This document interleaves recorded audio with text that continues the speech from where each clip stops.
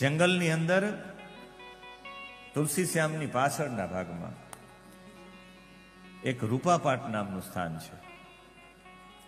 એ રૂપાપાટ નામના સ્થાનમાં મચ્છોંદરી નદી અથવા મચ્છુ નદી નહીં પણ મચ્છોંદરી નદી અથવા જેને આપણે શિંગડા કહીએ છીએ એ નદી છે.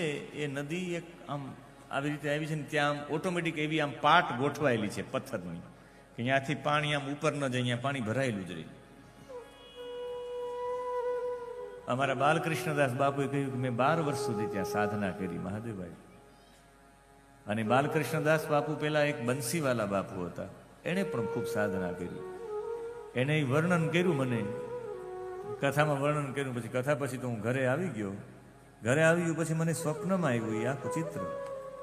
જે દિવસે સ્વપ્નમાં આવ્યું એ જ દિવસે હું, વરસાદ હતો, ચોમાસું હતું, શ્રાવણ મહિનો હતો, તમારે એ નદીમાં એટલે થઈને જવું પડે. લગભગ કેટલા કિલોમીટર સુધી અમે ગયા ત્યારે ત્યાં પહોંચી શકાય. અમે જવું પડે પણ જાવું આને કહેવાય તીવ્રતા. તીવ્રતા એવી જાગે પતંગિયાને જેમ રૂપને જોઈને તીવ્રતા જાગે, એની જેમ તીવ્રતા જાગે. કથા સાંભળવા માટે તીવ્રતા લાગવી જોઈએ. ભગવાનનું ભજન કરવામાં તીવ્રતા લાગેલી હોવી જોઈએ. અને એવી તીવ્રતા સાથે ગોપીઓ એવી તીવ્રતા સાથે દોડી છે. અને એ તીવ્રતામાં એ ભૂલી ગઈ એના વસ્ત્ર છે એને ઉલટા પહેરી લીધા છે. કેટલી તીવ્રતા હશે! ગળાના આભૂષણો પગમાં પહેરી લીધા, કેટલી તીવ્રતા હશે! પોતાના બાળકને રડતું મૂકી દીધું, દૂધ પીવડાવતી હતી ને ગોપી દોડી, કેટલી તીવ્રતા હશે! આપણે એમ થાય કે બાળકને મૂકીને બાકી ના, તીવ્રતા એટલી હતી કે બાળક રડતું હતું એ પણ ખબર ન રહી. તીવ્રતા. તમે તીવ્રતા સાથે તમારું મન ક્યાંક લાગેલું હોય, તમારી બાજુમાંથી કોઈ વસ્તુ લઈને વહી જાય તો ખબર ન પડે, આજુબાજુમાં શું થાય છે ખબર ન પડે. કોઈ કે એ તમને કહું છું ત્યારે ધ્યાનમાં આવે, સૂતા નહોતા જાગતા હતા તો તમને ખ્યાલ કેમ ન? તીવ્રતા. અને આ તીવ્રેણ ભક્તિ યોગેન યજેત પુરુષમ પરમ. તીવ્ર ભક્તિ યોગથી એટલા જોડાયેલા હતા કે પતિની સેવા કરતા હતા, કોઈ ગાય ધોતા હતા. બધી એક પણ ક્રિયા એવી આજુબાજુમાં નહોતી જે ક્રિયામાં ગોપીઓનું ધ્યાન હોય. ગોપીઓનું ધ્યાન તો બસ એક જ, કૃષ્ણની જ્યાં વાંસળી વાગે છે એમાં. પતંગા દોડ દોડ દોડ, દીવામાં તેજ પુરાણા, જ્યાં તેજ હતું ત્યાં બધા પતંગિયા જતા રહ્યા, બધી ગોપીઓ જતી રહી. અમુક ગોપીઓને પરિવારના લોકોએ ઘરમાં પૂરી દીધી, એ ગોપીઓ ન જઈ શકી.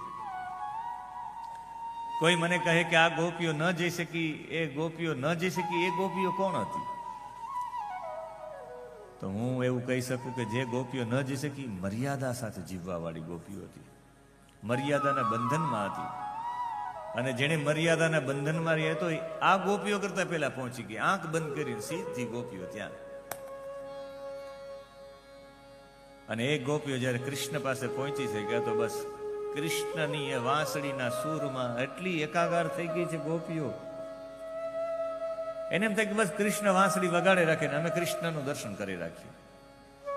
કૃષ્ણનું દર્શન પણ અલૌકિક દ્રશ્ય હતું. જેટલી કૃષ્ણની વાંસળી મોહક હતી એટલી જ કૃષ્ણની છટા પણ મોહિત હતી, કૃષ્ણની વેશભૂષા પણ મોહિત હતી, એમનું શરીર પણ એટલું જ મોહિત હતું. એક પગ લટકેલો હોય, એક પગ ઉપર એક પગ ચડાવેલો હોય, પિતાંબર પહેરેલું હોય, મોર મુકુટ હોય, એ ઘનશ્યામ મુરલી વગાડતા હોય આંખો બંધ કરીને. એને જોઈને ગોપીઓ એટલી તન્મય થઈ ગઈ કે બસ હવે આ ચિત્ર અમારી પાસે ખસવું ન જોઈએ. ભગવાને એની એટલી બધી તીવ્રતા જગાડી હતી ખાલી વાંસળી સાંભળવામાં. વાંસળી તો બોલાવા માટેની નિમંત્રણ પત્રિકા છે. નિમંત્રણ પત્રિકાને પકડીને થોડું રહેવાય કે ફલાણા વ્યક્તિએ મને પત્રિકા મોકલી છે, આ રહ્યો. હવે પત્રિકાથી કામ નથી, જેને પત્રિકા મોકલી એના કાર્યક્રમમાં પહોંચવું પડે. આને સાચો પ્રેમ કહેવાય.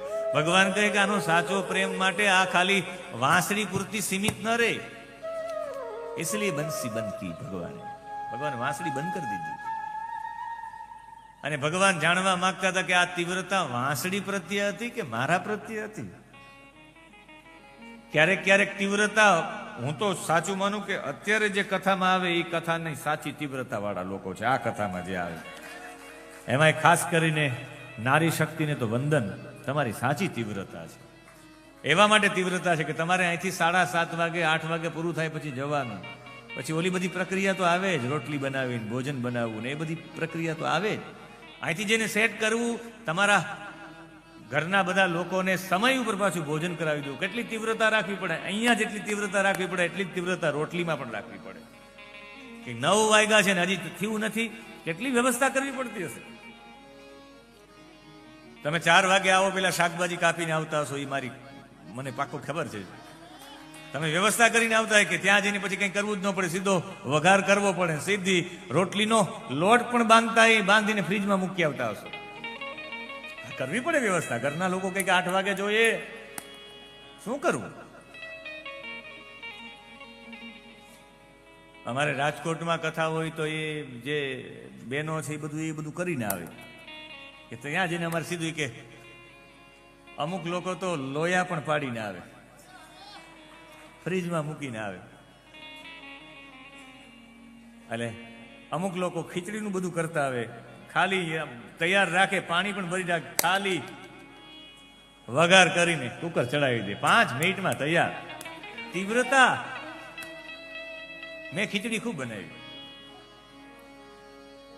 કાશીમાં 10 વર્ષ સુધી રસોઈ બનાવી, એમાં રાત્રે ખીચડી જ હોય.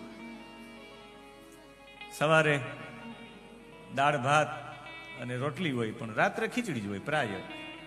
રાત્રે બધા પૂછે કે જમવામાં, એટલે ખીચડી જ હોય, બીજું કઈ નહીં. એટલે ખીચડી ખાઈને અમે લોકો હવે કોઈ ખીચડી આપે તો અમે કહી દઈએ કે બસ બહુ ખાધી. મારા ઘરે રોજ ખીચડી બને, પણ મને ખીચડી મેં કીધું નહીં, 14 વર્ષ સુધી ખાધી છે. એટલે કહેવાનો મતલબ એ છે કે એટલી બધી તીવ્રતા હોય ને, એ તીવ્રતામાં બધું કરીને આવે. ભોજનની વ્યવસ્થા હોય તો 8 વાગ્યા સુધી બધાય રોકાય. પણ તમારે ઘરે જઈને પણ ભોજન બનાવવું હોય, એની વ્યવસ્થા કરવી પડે, તો સમજવાનું કથા પ્રત્યેની તીવ્રતા. તમે જેટલા લોકો અહીંયા બેસેલા છો એ કથાના પ્રેમી છો, એ પાકું થઈ જાય. કથાનો તમને પ્રેમ જ છે તો તમે આવી વ્યવસ્થા અહીંથી ફટાફટ બેનો અહીંથી દોડીને જાય ત્યારે મને ખબર પડે કે હા, ઘરવાળા કીધું છે કે 8 વાગે મારે જોઈએ, એટલે આરતી વારતીમાં પણ રોકાઈને સીધા 7:30 વાગે ભાગે. જે દોડીને ભાગે સમજવાનું ઘરમાં એનું હાલતું નથી. જેટલા બહેનો ઉભા થઈને ભાગે કે વાંથી હશે ઓર્ડર, આમ જ કરવાનું, એમ જ. એટલે અહીંયા જે ગોપીઓ હતી, જે ગોપીઓ એના ઘરમાં બંધ કરી રાખી એના પતિ હોય, એ તો તત્કાલ ભગવાન પાસે પહોંચી ગઈ. આંખો બંધ કરી એટલે ભગવાન પાસે પહોંચી ગઈ. ભગવાને કહ્યું ક્યાંક મારા વાંસળી માટે જ નથી આવતા ને, ખાલી વાંસળીની મધુરતા સાંભળીને થઈ હોય ને, મારી અંદરની મધુરતા પણ સાંભળી તો છે કે નહીં? વાંસળી વાળો વાંસળી વગાડતો ન હોય, એની મધુરતા પણ પ્રગટ કરતો હોય. કોઈ ખાલી વાંસળી વાગે, એમનેમ વાગે ને એની મધુરતા વાગે, બેય વાગે ત્યારે ખબર પડી જાય કે આ એની મધુરતા જ વાગે છે. वो सिर्फ फूक नहीं मारता, वो अपनी जान भी साथ में डालता है. खाली फूक मारे तो ये फूक જેવી વાગે, અને જે કોઈ જાન એમાં ઓતપ્રોત કરી દે, સમજવાનું કે પોતાનો જીવ રેડ્યો છે. કોઈ કથા એમ કરે ત્યારે ખબર પડી જાય કે આ કથા ઔપચારિક કરે છે, એ તો એને 7 દિવસ પૂરા કરવા છે એટલે કથા કરે છે. એને તો ખરેખર એને શ્રીફળ આપ્યું છે ને કથા એ યજમાને કીધું એટલે પૂરી કરે છે. ને કોઈ પ્રેમથી કથા કરે એનોય ખ્યાલ આવી જાય કે કથા કેવી રીતે કરે છે. કથાના પ્રસંગોમાં બહુ ઊંડા ઉતરતા જાય, એને ખબર પડે કે આ કથાને છોડી શકે એમ જ નથી. ક્યારેક કથાના પ્રસંગો કથાના વક્તાને રોકી રાખે કે ના, હજુ મને ઊંડો ઉતરીને હજી પણ મને વ્યક્ત કર, હજુ પણ મને વ્યક્ત કર. વ્યાસપીઠ રોકે કે હજુ વ્યક્ત કર, હજી વિશેષ એનો ઉલ્લેખ કર, હજી વિશેષ ઉલ્લેખ કર. કથાઓ રોકી રાખતી હોય છે, અને એ કથાઓ રોકી રાખતી હોય એટલે આજે આ કથા એ પણ રોકી રાખ્યા છે. અને એ કથા એ રોકી રાખ્યા છે એમ નહીં. ગોપીઓ ભગવાને વાંસળી રોકી દીધી કે વાંસળી માટે આવ્યા કે મારા માટે આવ્યા. હવે ગોપીઓનું રડવાનું ચાલુ થયું છે. ભગવાને વાંસળી બંધ કરી દીધી, રડવાનું ચાલુ થઈ ગયું. એમાં પણ ભગવાને કહ્યું કે હવે ખરેખર આ ગોપીઓ વાંસળી માટે જ આવી છે, મને એવું લાગે. એ પરીક્ષણ કરવા માટે ભગવાને કહ્યું કે તમારે અહીં રોકાય નહીં, નીકળી જાઓ અહીંયા રાત્રે ને રાત્રે. અત્યારે આ એકદમ ભયંકર રાત્રિ છે. અત્યારે વરસાદમાં પાણી નીચે ભરાય એટલે બીજું બધું ઉપર આવે, અને બીજું બધું જીવાતો ઊંચી આવે. તમને જીવાતોનો ડર નથી લાગતો? એમ કરીને ડરાવવાનો પ્રયત્ન કર્યો. પછી કહ્યું તમારા માતા પિતા, તમારા ભાઈ, તમારા પતિ તમારા વિના ઝૂરે છે, તમને એની દયા નથી આવતી? પછી ભગવાને આગળ કહ્યું કે અત્યારે રાત્રિના સમયે એકલી કોઈ સ્ત્રીએ ન આવવું જોઈએ. એના પતિને છોડીને તો બિલકુલ ન આવવું જોઈએ. પોતાના પતિની હાજરીમાં પતિ ઉપસ્થિત હોય અને બીજા પુરુષ પાસે જાઓ, પોતાના પતિ સિવાય બીજા અન્ય પુરુષનું ચિંતન કરવું એ તો ભવ રોગ બગાડે. આખો ભવ બગાડે છે, ભવ રોગ થઈ જાય છે. એના માટે આવું કહીને ભગવાને કહ્યું કે મને તમે પ્રેમ કરો છો, હું સમજુ છું, પણ પ્રેમની અભિવ્યક્તિ ખાલી આમ સામે પ્રત્યક્ષ આવવાથી નથી થતી. શ્રવણ કરવાથી થાય, દર્શન કરવાથી થાય, ધ્યાન કરવાથી થાય, મારું કીર્તન કરવાથી થાય. જાઓ ગોપીઓ તમે જતી રહ્યો, એમ જયારે કહ્યું ત્યારે ગોપીઓ જે રેડી છે, હા, એનું વર્ણન બતાવ્યું. એ પરીક્ષિતજી, સુખદેવજી કહે છે કે શ્રી કૃષ્ણનું આ અપ્રિય ભાષણ સાંભળી એટલી બધી ઉદાસ ખિન્ન થઈ ગઈ ગોપીઓ. જ્યારે મનોરથ નષ્ટ થઈ ગયો હોય, ચિંતા અથાગ થવા માંડી, અપાર સમુદ્રમાં ગોથા ખાવા લાગી છે. વિષણના ભગ્ન સંકલ્પા ચિંતા મહાપુર દુરત્યયામ, એવા બધા પડી ગયા અંદર કે અંદર એ પડતા પડતા ખિન્ન થઈ ગયા. અને ખિન્ન થતા થતા ગોપીઓએ રડતા રડતા એક ગીત ગાયું. ગીતનું નામ છે પ્રણય ગીત. 11 શ્લોકોનું છે. અને એ પ્રણય ગીતમાં એક રડે ત્યારે ગોપીઓની સ્થિતિ કેવી હતી એનું વર્ણન આખું વ્યાસજીએ કર્યું છે ભાગવતજીમાં. સુખદેવજી વર્ણન કરે કે ગોપીઓની સ્થિતિ કેવી હતી, ગોપીઓ કેવી લાગતી હતી, એનું વર્ણન કરતા પરીક્ષિતજીને ગોપીઓના ભાવમાં લઈ જાય છે સુખદેવજી. કૃત્વા મુખાન્યવસુત શ્વસનેન શૂષ્ય, કૃત્વા મુખાન્યવસુત શ્વસનેન શૂષ્ય, બિંબાધરાણિ ચરણે ન ભુવં લિખન્ત્ય, બિંબાધરાણિ ચરણે ન ભુવં લિખન્ત્ય, હસ્તૈરુપાતમશિભિઃ કુચ કુંકુમાનિ, હસ્તૈરુપાતમશિભિઃ કુચ કુંકુમાનિ, કસ્તુરમૃજન્ત્ય ઉર્દુ ખભરાસ્મતૃષ્ણિ, કસ્તુરમૃજન્ત્ય ઉર્દુ ખભરાસ્મતૃષ્ણિ, કૃત્વા મુખાન્યવસુત શ્વસનેન શૂષ્ય, કૃત્વા મુખાન્યવસુત શ્વસનેન શૂષ્ય. તમારી પાસે પત્રિકા છે, એ પત્રિકામાં શ્લોક છે, અને એ શ્લોકમાં ભગવાનનું આ ગોપીઓનું વર્ણન છે. કૃત્વા મુખાન્યવ શુચઃ શ્વસનેન શુષ્ય. એ ભગવાન જે છે એ શોકના કારણે એટલો બધો શોક અંદરથી વ્યાપ્ત થઈ ગયો, એટલે શ્વસનેન શુષ્ય, જે શ્વાસ હતો એ ગરમ ગરમ આવવા માંડ્યો છે. બિંબા ધરાણી, એ આ જે અધરોષ્ઠ હતા, અધરાણી આ નીચેના હોઠ હતા, એ નીચેના હોઠ હતા એ એકદમ બિંબ જેવા થઈ ગયા હતા. ઘોલાને બિંબ ફલ કહેવાય. ગોલું હોય ને કાપી નાખો, અને કાપી નાખો ને આમ બે ફાડા કરો તો અંદરથી ગોલું લાલ નીકળે. એની જેમ હોઠ લાલ થઈ ગયા હતા. ખાલી એવો હોઠ લાલ થયા હતા એમ નહીં, આખો વર્ણ પણ રક્ત વર્ણ થઈ ગયો હતો. અને જ્યારે એ ચાલતા હતા, એ જ્યારે ચાલતી હતી ગોપીઓ, ત્યારે ગરમ ગરમ શ્વાસ નીકળતા. અંદરથી પણ કેટલા દુખી હશે, શ્વાસ ગરમ નીકળવા માંડ્યા. એનાથી પણ એનું મુખ હતું નીચે લટકેલું હતું. મુખ અન્યવા, નીચે મુખ લટકાવેલું હતું ગોપીઓનું. અને ચરણે ભુવમ લિખંત્ય, પોતાના ચરણથી ધરતીમાં કંઈક લખતી હતી. પગના નખથી ખોતરતી હતી, જેમ કોઈ લખતા હોય એમ પગનો નખ જમીન સાથે ખોતરતી હોય એમ ખોતરવા માંડી છે. અને એનાથી પણ નેત્રોમાંથી એટલા બધા આંસુ નીકળ્યા છે ગોપીઓના. તસ્તુર ઉજ્રંત્ય, આંસુ એટલા બધા નીકળ્યા છે. અસ્ત્રે રૂપાત્ત મસીભિ, આંખની જે મસી હતી એ મસી પણ આંખમાંથી વહેવા માંડી છે. ખાલી એટલું નહીં, આંખમાંથી કાજળ નીકળવા માંડ્યું. કેટલા આંખમાંથી આંસુ નીકળ્યા હશે. આંસુ ભી કાલે નીકળ રહે છે. આંખનું આંજણ પણ જેટલું આંજણ હતું તમામ આંજણ નીકળી ગયું છે. કેટલા રેડા હશે. ઉજ્રંત્ય, વારંવાર આમ લૂછી નાખે તોય પાછા આંસુ નીકળે. અને આંસુ આવતા આવતા વક્ષસ્થલ ઉપર આવી ગયા છે, વસ્ત્રો પલરી ગયા છે. કાંઈ પણ બોલતી નથી. સ્મતૃષ્ણી, મૌન થઈ ગઈ છે, ઊભી રહી છે. શ્વાસ, ગરમા ગરમ શ્વાસ નીકળતા હોય, મુખ નીચે લટકેલું હોય, આખા હોઠ લાલ, ગાલ લાલ, આખો ચહેરો લાલ, પગના નખથી જમીન ખોતરતા હોય, ચાલે તો શ્વાસ ગરમ નીકળતા હોય, આંખોમાંથી કાજળ નીકળતું હોય, એટલા બધા આંસુ નીકળતા ડૂબતા હોય ગોપીઓ, તો એ સતત ધારાઓ નીકળતી હોય.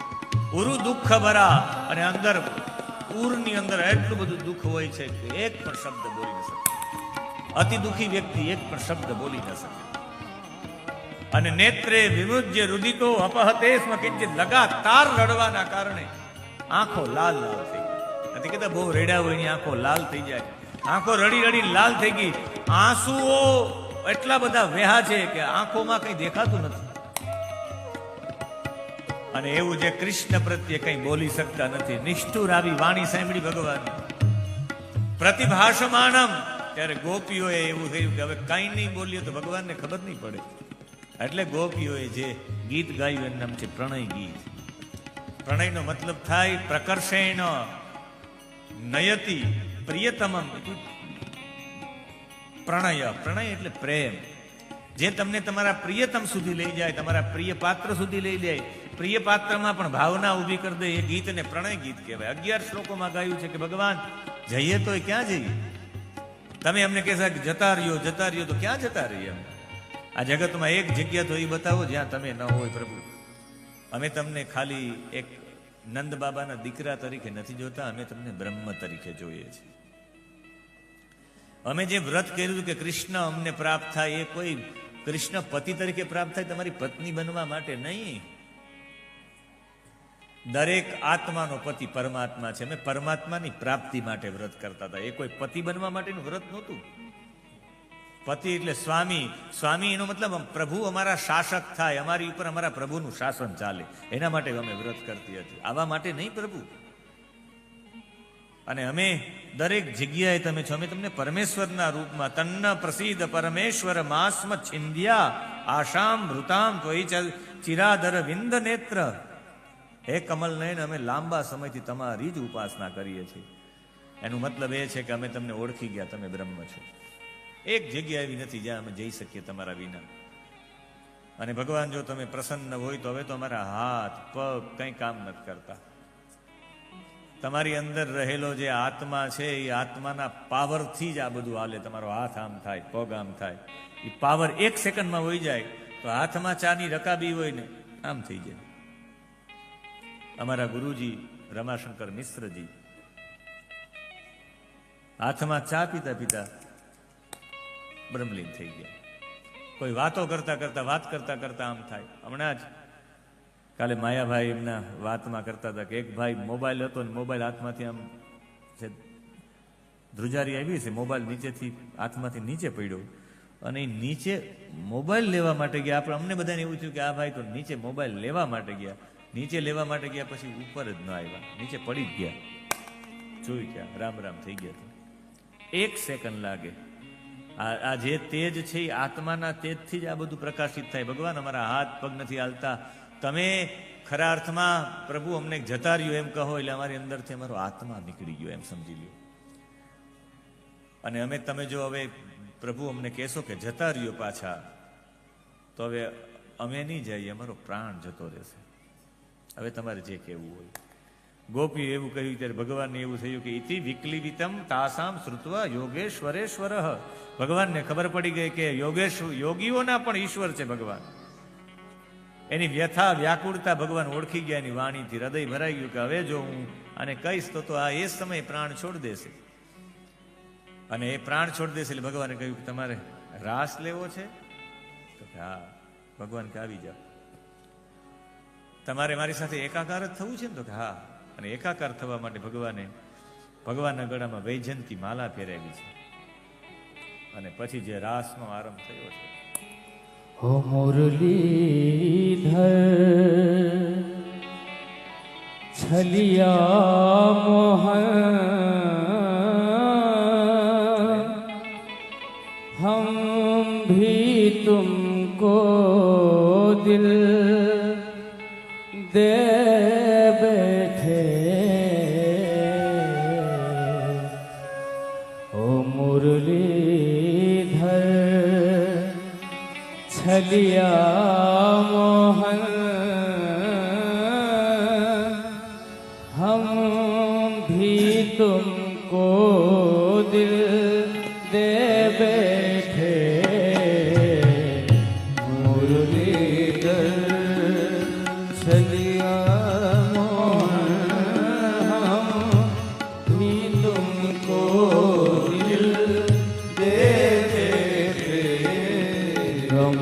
આ મુરલીધર આવા છે, ઓલા મુરલીધર કેવા છે.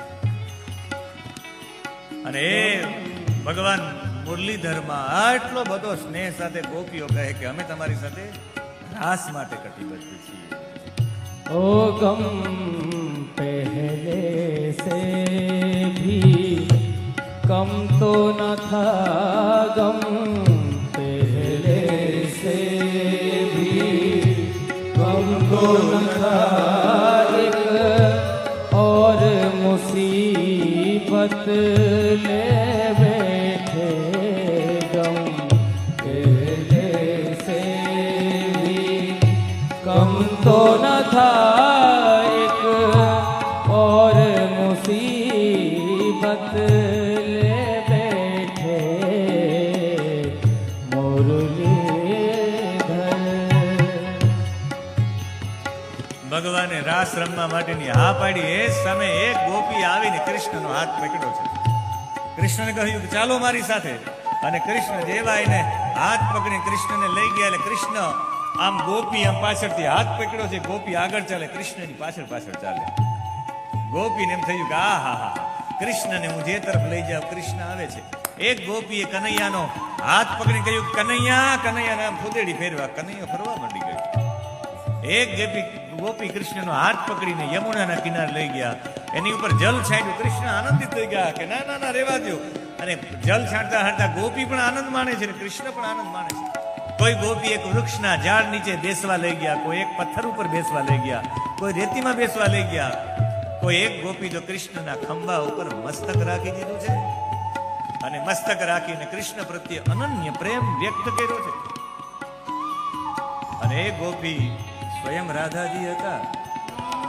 અને એ જયારે બધી ગોપીઓ હતી, બધી ગોપી કૃષ્ણ મારા, કૃષ્ણ મારા, કૃષ્ણ મારા, મહારાજ કૃષ્ણ, મહારાજ કૃષ્ણ, મહારાજ કૃષ્ણ, આવો ભાવ થવા માંડ્યો. કૃષ્ણ મને એટલો બધો પ્રેમ કરે, હું જે તરફ લઈ જવા માંગુ કૃષ્ણ આવે છે. એનો મતલબ મને ખ્યાલ આવી ગયો કે તાસામ તત્ સૌભગમદમ. ખબર પડી ગઈ કે અમારી સુંદરતા એટલી બધી છે એટલે કૃષ્ણ અમારા તરફ આવે. ક્યારેક ક્યારેક એવું ન વિચારતા કે અમારામાં એટલા બધા ગુણ છે એટલે ભગવાન મોહિત થયા. ભગવાન ગુણથી મોહિત ન થાય. એવું ન વિચારતા કે અમારું ભજન છે એટલે ભગવાન મોહિત થયા. ભજનથી ભગવાન મોહિત ન થાય. આ તો અહેતુકી કૃપા કરવા માટે આવે છે પરબ્રહ્મ પરમાત્મા. અને એવી અહેતુકી કૃપા કરવા માટે આવે છે. એટલે જ્યાં જ્યાં લગભગ લોકોની અંદર ભગવાનને વિચાર્યું કે આ છેલ્લી પરીક્ષા છે અને એ પરીક્ષા બીજી કોઈની અભિમાનની પરીક્ષા હતી. અને અભિમાનની પરીક્ષામાં જેવો પ્રવેશ કરાવડાવ્યો છે અને એ પ્રવેશ કરાવડાની સાથે ભગવાને તમામ ગોપીઓના મનમાં હું જ કૃષ્ણની, મહારાજ કૃષ્ણ, આવો જ વાળો ભાવ ઉત્પન્ન થયો. એટલે ભગવાન એ સમય ત્યાંથી અંતર ધ્યાન થયા. અને જેવા અંતર ધ્યાન થયા ત્યારે એને શોધવા માટે બધી ગોપીઓ શોધવા માંડી. જ્યારે આ કથા આવે ત્યારે મને એમ થાય કે આપણે પણ અહંકાર ઉભો કરીએ ત્યારે આપણી અંદરથી પણ પરમાત્માની વિચારધારા જતી રહી. એ વિચારધારા મેળવવા માટે આપણે પણ શોધીએ છીએ. મારું એવું ચોક્કસ માનવું છે કે આપણે અત્યારે કદાચ પરમાત્માની શોધખોળ કરતા હોય તો પરમાત્માની વિચારધારા આપણા જીવનમાંથી જતી રહી હશે પૂર્વમાં ક્યારેક આપણે પણ અભિમાન કર્યું હશે, એટલે આપણે ક્યારેક શોધીએ છીએ વેરાવળમાં, ક્યારેક શોધીએ છીએ બરોડામાં, ક્યારેક શોધીએ છીએ કથામાં, ક્યારેક માળામાં શોધીએ, ક્યારેક અનુષ્ઠાનમાં શોધીએ, ક્યારેક એમ થાય કે હાલો વૃંદાવનમાં જઈએ, ક્યારેક એમ થાય મથુરામાં જાય. આ બધામાં શોધવાના બીજા કોઈ કારણો નહીં, પણ ક્યાંક ને ક્યાંક આપણે અહંકાર ઉભો કર્યો હશે. જીવાત્મા અને પરમાત્મા એક સાથે રહેવા વાળા છે, તો ભગવાનથી આપણે અલગ થયા, આપણે ક્યાંક ને ક્યાંક અહંકાર ઉભો કર્યો હશે, અને અહંકારનો ભાવ થયો એટલે જીવાત્મા અલગ થયો. ગોપીઓ કૃષ્ણની પાછળ પાછળ દોડી છે શોધવા માટે કે કૃષ્ણ આ દિશામાં ગયા છે, કોઈ કે આ દિશામાં, પૂર્વ પશ્ચિમ ઉત્તર દક્ષિણમાં. કૃષ્ણને શોધતા શોધતા કૃષ્ણની જ લીલાઓ ગાતા ગાતા એની સ્થિતિ એવી થઈ ગઈ છે કે ક્યારેક કોઈ કૃષ્ણની બાળ લીલાઓ કરે, કોઈ અઘાસુર બને, કોઈ કૃષ્ણ બને, કોઈ બકાસુર બને, કોઈ કૃષ્ણ બને, એક ગોપી પૂતના બને, એક ગોપી કૃષ્ણ બને, એવી લીલાઓ ચાલુ થઈ ગઈ. છતાં પણ એમાં સંતોષ નથી, એટલે હવે ગોપીઓ રડતા રડતા વૃક્ષોને પૂછે, પીપળાને પૂછે, વડલાને પૂછે, અરે ફણસને, આંકડાને, જાંબુડીને, બીલીને, બોરસલીને, આ બધા વૃક્ષોને પૂછે કે ક્યાંક કૃષ્ણ મળે.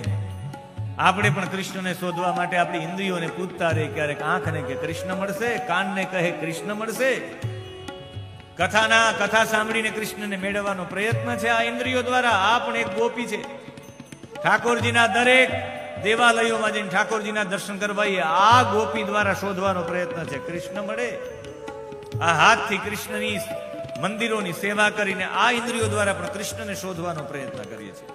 પગ દ્વારા આપણે ચાલીને જઈએ દેવાલય સુધી, મંદિરો સુધી, આ પગની ઇન્દ્રિયો દ્વારા શોધવાનો પ્રયત્ન કરીએ. એ પૂછે, કોઈ પવિત્ર ભાવ સાથે કોઈ કાર્યમાં જોડાય, એ પવિત્ર ભાવ સાથે એ ભગવાનને શોધવાનો પ્રયત્ન છે, અને એ શોધવાના પ્રયત્ન સાથે ગોપીઓએ વારંવાર શોધવાનો પ્રયત્ન, દરેક દિશાઓમાં ગોપીઓ ગઈ છે. ओ दिल कहता है तुम सुंदर हो, आँखें कहती है दिखलाओ.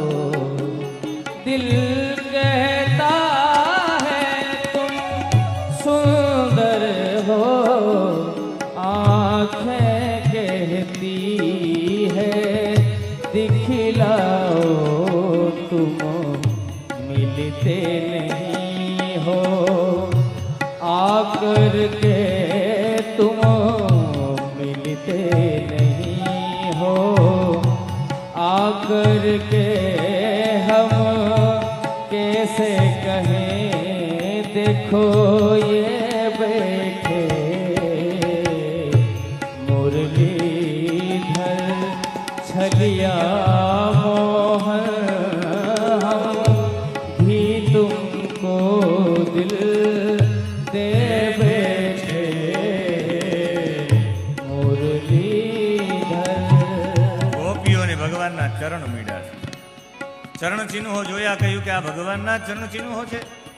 બાજુમાં કોઈ ગોપીના પણ હતા, 4 ચરણ ચિહ્નો છે, અને આ 4 ગોપી, એક ગોપી એટલે ભગવાન શ્રી કૃષ્ણ અને રાધાજી બંને સાથે ગયા હતા, અને એ 4 ચરણ ચિહ્નો ઉપર બધી ગોપીઓ શોધવા માટે ગઈ છે. આગળ ગયા તો 2 ચરણ ચિહ્નો હતા, ખાલી કૃષ્ણના ચરણ ચિહ્નો, ગોપીના ચરણ ચિહ્નો ન હતા. કોઈએ કહ્યું કે ગોપી ક્યાં છે? ભાગ્યશાળી ગોપી ભગવાન એક જ ગોપી સાથે ગયા છે. ક્યારેક એવું થાય કે બધી વૃત્તિ સાથે પરમાત્મા ન હોય, એક વૃત્તિ સાથે પરમાત્મા જોડાયેલા હોય, અને એ એક વૃત્તિને શોધવા માટે બીજી બધી વૃત્તિઓ દોડે છે. આ છે રાસ. અને કોઈએ કહ્યું કે કૃષ્ણ જુઓ, કૃષ્ણના 2 ચરણો હતા, હવે જમણો પગ એકદમ દબાયેલો છે, ડાબો પગ ઉપસેલો છે. આનો મતલબ છે ગોપી થાકી ગઈ હશે, ભગવાન એને ખંભા ઉપર બેસાડી હશે, અને એ ભગવાનના એક દબાયેલો પગ ને એક ઉપસેલો પગ, એ ચરણ ચિહ્નોની પાછળ બધી ગોપીઓ દોડતી પહોંચી, અને આગળ ગયા. ક્યાં તો રાધાજી લટકેલા હતા અને ડાળ ઉપર લટકેલા હતા.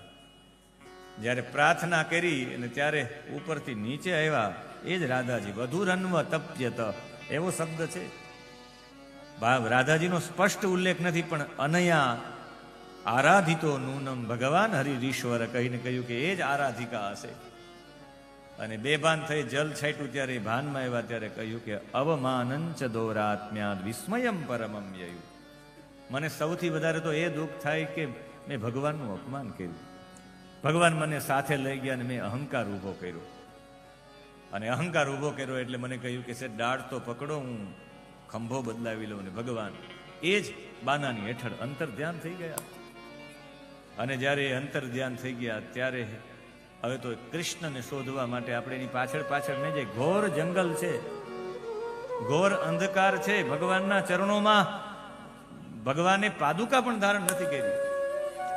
કાળી વસ્તુ અંધકારમાં દેખાય નહીં. આ અંધકાર પણ છે આ વૃક્ષોનો, અને એમાં પણ કૃષ્ણ પણ કાળા છે એટલે મળશે નહીં. આપણે ગોપીઓનું મન કૃષ્ણમય થઈ ગયું છે તો આપણે વાણીથી કૃષ્ણની ચર્ચા સિવાય બીજી કોઈ વાત નીકળતી જ નથી. તો આપણે એક કામ કરીએ, જ્યાંથી ભગવાન અંતર ધ્યાન થયા ત્યાં જઈ અને આપણે ભગવાનની માટે વારંવાર આવાહન કરીએ. ભગવાનના માટે બોલાવવા માટે આર્તનાદ કરીએ. અને ગોપીઓ જે ત્યાં જઈને આર્તનાદ કર્યો, એ આર્તનાદ બીજો કોઈ નહીં, એને જ ગોપી ગીત કહેવાય. આર્તનાદ નીકળી પડ્યો કૃષ્ણના વિરહમાં. ભગવાનના વિરહમાં જે શબ્દો સરી પડ્યા એ શબ્દો બીજા કોઈ નહીં, એ શબ્દો છે રાસ, એ શબ્દો છે ગોપી ગીત. રાસની ભૂમિકા બને એ પહેલા તમારે પરમાત્મા સાથે એકાકાર થવા પહેલા એક વખત ગોપી ગીત ગાવું પડે. ગોપી ગીત ભગવાન સાથે એકાકાર થવા માટેનું પ્રથમ પગથિયું છે. જે પણ આજે પણ ગોપી ગીત ગાય છે, 19 શ્લોકોનું ગોપી ગીત છે. કોઈ વ્યક્તિ 21 શ્લોકોનું આ 19 શ્લોકોનું ગોપી ગીત ગાય તો ચોક્કસ એની ભૂમિકા ઊભી થઈ જાય એકાકાર માટેની. જીવ ભાવ દૂર કરવો હોય તો પણ આ દેહ ભાવ તો દૂર થઈ જાય બધાને, પણ જીવ ભાવ દૂર કરવો હોય તો પણ ગોપી ગીત ગાવું પડે. ગોપી ગીત જીવ ભાવ હું અને મારું એવું દૂર કરવું હોય તો એ ગોપી ગીત ગાય, એ હું અને મારું પણ દૂર થઈ જાય. એટલે 19 શ્લોકોમાં કનક મંજરી છંદમાં ગોપી ગીત છે. ગોપી ગીતના 19 શ્લોકો છે, બધા અતિ સુંદર છે. પણ રાધા અને કૃષ્ણ રાસ માટે પ્રતીક્ષા કરી રહ્યા છે, ને રાસ માટે એને લાંબો સમય સુધી ઊભા રાખવા એ યોગ્ય નથી. એટલે સીધો આપણે ગોપી ગીતમાં પ્રવેશ કરાવડાવું છું. અને આ ગોપી ગીત 19 શ્લોકોનું છે ને ગોપીઓએ આંખમાંથી આંસુ પાડતા પાડતા રડતા રડતા ગીત ગાયું. જયતિ તેદિકં જન્મના વ્રજ શ્રયત ઇન્દિરા શશ્વતત્રયી. यति तेधिकं जन्मना व्रज श्रयत इन्दिरा शश्वतत्रये. जयति तेधिकं जन्मना व्रज श्रयत इन्दिरा शश्वतत्रयी. यति तेधिकं जन्मना व्रज श्रयत इन्दिरा शश्वतत्रये. दयित दृश्यता दीक्षुतावका दयित दृश्यता दीक्षुतावका त्वयि धृता सव त्वां विचिन्वते. त्वयि धृतसव त्वां विचिन्वते. जयति तेधिकं जन्मना व्रज श्रयत इन्दिरा शश्वतत्रयी. यति तेधिकं जन्मना व्रज श्रयत इन्दिरा शश्वतत्रये.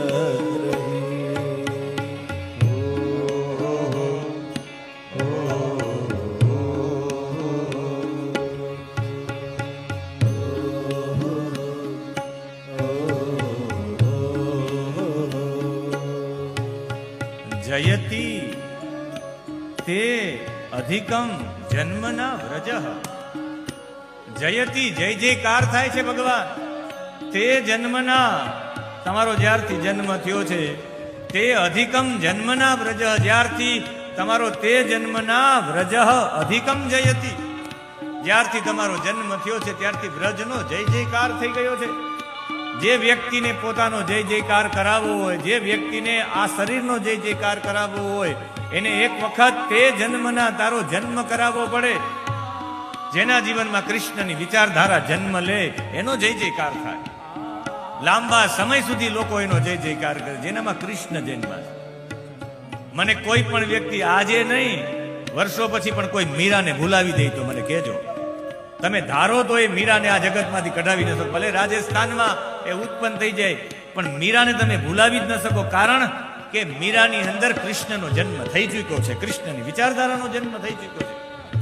જેના જીવનમાં કૃષ્ણની વિચારધારાનો જન્મ થાય એને તમે ભૂલાવી જ ન શકો. પરમ પૂજ્ય રામસુખદાસજીને આખું જગત કોઈ દિવસ ભૂલવા ધારે તો ભૂલાવી ન શકો. કારણ કે રામસુખદાસજીમાં કૃષ્ણનો જન્મ થઈ ગયો છે. જ્યાં સુધી ગીતા પ્રેસ ગોરખપુરના પુસ્તકો રહેશે, જ્યાં સુધી સાધક સંજીવની નામનો ગ્રંથ રહેશે, જ્યાં સુધી શ્રીમદ ભગવદ્ ગીતાની ટીકાઓ રહેશે, ત્યાં સુધી રામસુખદાસજી રહેશે. અરે લોકો ગમે એટલો ભૂલાવાનો પ્રયત્ન કરે તો નરસિંહ મહેતાને ભૂલી જ ન શકે.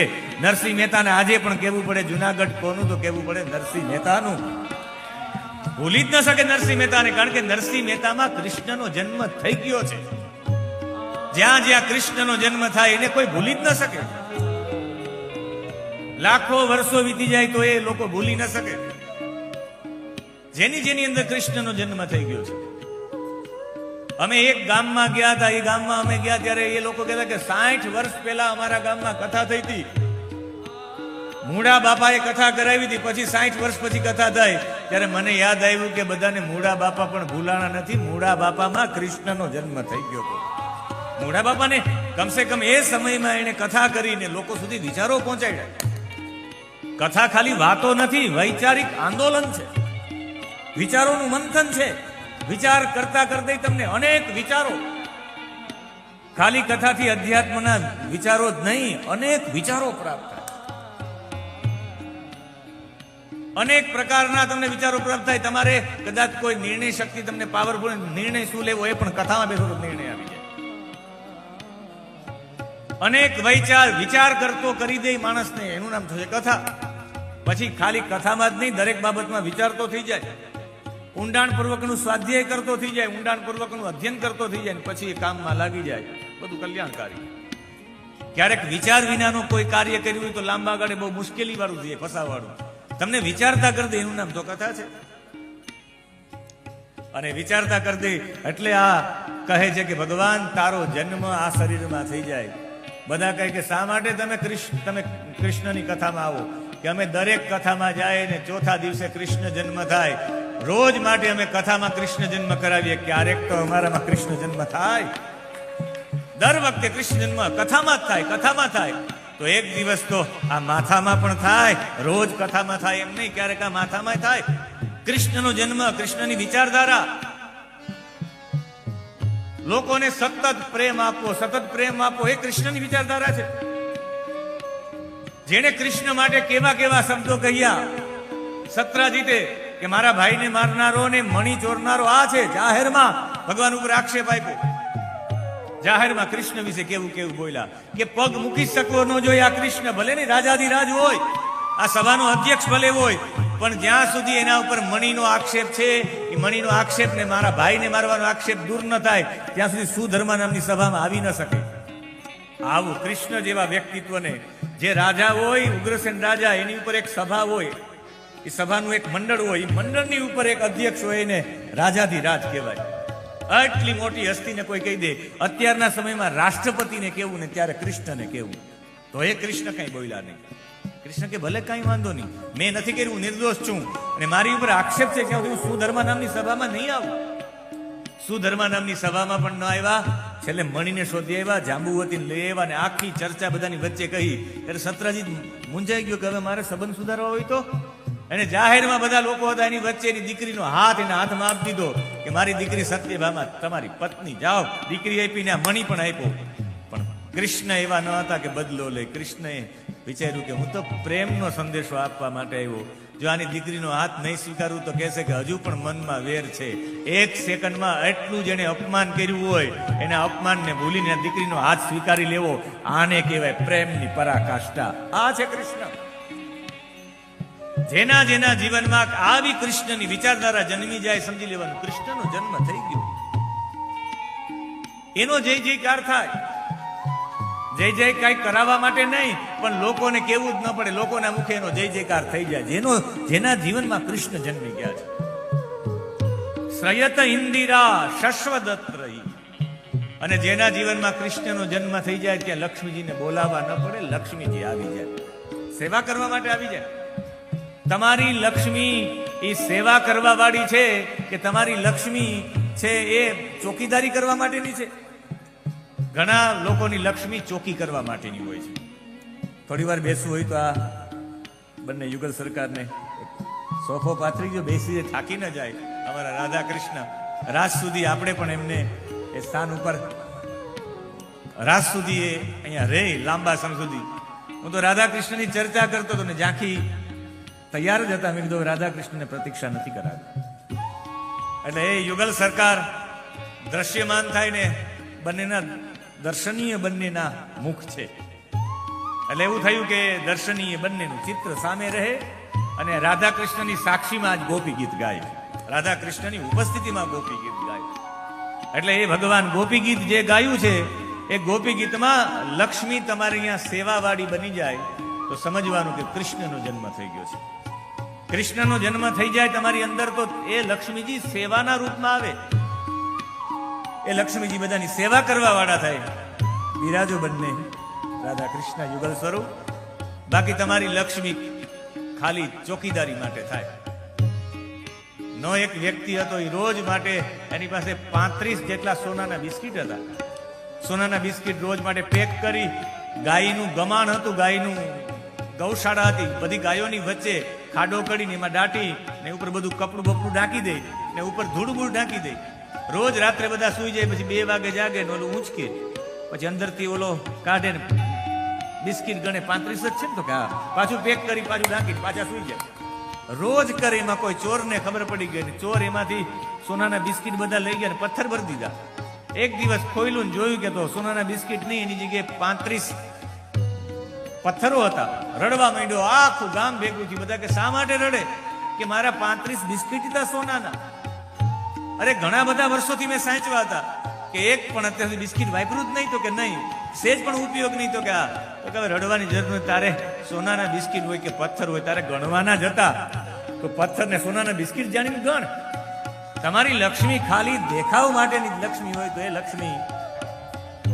સ્વાગત છે સાહેબ આપનું આપણી વચ્ચે. પોલીસ અધિકારી શ્રી, એની સાથે સાથે જે મહેમાનો આપણી વચ્ચે પધાર્યા સૌનું તાલીઓના નાદથી સ્વાગત કરીએ. શ્રી અમુભાઈ સોલંકી પણ આપણી વચ્ચે પધાર્યા છે. અમુભાઈ સોલંકી સાહેબ શ્રી, આપ સૌનું સાગરપુત્ર ફાઉન્ડેશન અને સમસ્ત ખારવા સમાજ આપનું હૃદયથી સ્વાગત કરે છે, આપ સૌનું અભિવાદન કરે છે. એટલે દીક્ષુ તાવકા, અમે દરેક દિશામાં તને શોધીએ છીએ. જ્યારે તમારી અંદર કૃષ્ણની વિચારધારાનો જન્મ થઈ જાય પછી લક્ષ્મીજી તમારી સેવા કરવા માટે આવી જાય. તમારી પાસે જે લક્ષ્મી આવે સેવા માટે જ વપરાવા માંડે. કોઈને ઉપયોગી થાય, કોઈનું હિત થાય એવા માટે લક્ષ્મી વાપરવા માંડે. અને જ્યારે તમે એવી લક્ષ્મી વાપરવા માંડો ત્યારે સ્વાભાવિક રીતે તમારું સૌથી મોટું આવરણ આવી જાય કે તમારી અંદરની જે વિચારધારા છે એ 1 સેકન્ડ માટે ગાયબ થઈ જાય. નિરંતર એ વિચારધારા તમારા જીવનમાં ન રહે. નિત્ય આનંદ જતો રહે ને એ પછી આનંદ, બહુ પૈસા આવે એટલે આનંદ પણ જતો રહે. મોજ નહીં હો, આનંદ, મજા નહીં, આનંદ, શાશ્વત આનંદ જતો રહે. અને મોટે ભાગે લક્ષ્મી આવે એટલે લક્ષ્મીની વ્યવસ્થામાં જ આનંદ જતો રહે. ત્યારે એ તમારા એ નિત્ય આનંદને શોધવા માટે બધા લોકો અનેક દિશાઓમાં જાય. એમ અમે પણ તમને શોધીએ છીએ. એ કૃષ્ણ, એ વિચારધારા અમારા જીવનમાંથી, એ પરમાનંદ અમારા જીવનમાં જ જતો રહ્યો. એટલે તમે આવો. જો તમે નહીં આવો કૃષ્ણ, તો અમારા હૃદયમાંથી પ્રાણ નીકળી જશે. કારણ કે અમે તમારી અંદર અમારો પ્રાણ જોઈએ છીએ. ત્વયી ધૃતાસવ, ત્વયી એટલે તારામાં, ધૃત એટલે ધારણ કરેલા છે, આસવ એટલે પ્રાણ. તમારી અંદર અમારા પ્રાણ છે પ્રભુ, તમે અમારા પ્રાણ પ્યારે છો. તમને કંઈક થઈ જશે, તમે જતા રહેશો, તમારા પ્રાણ નીકળી જશે.